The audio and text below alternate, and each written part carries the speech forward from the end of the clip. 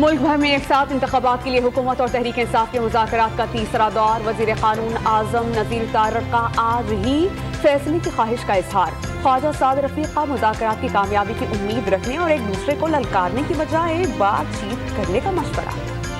उम्मीद लेकर आए हैं कि हुकूमत तजावीज़ को संजीदगी से लेगी। हुकूमती वफ़द से इजलास से क़ब्ल शाह महमूद कुरैशी की गुफ्तगू।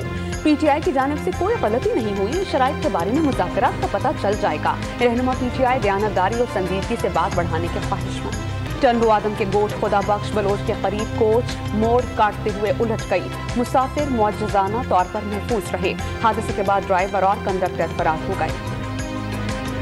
और अमरीका पर $31 ट्रिलियन कर्ज चढ़ने पर खतरे की तलवार लटक गई।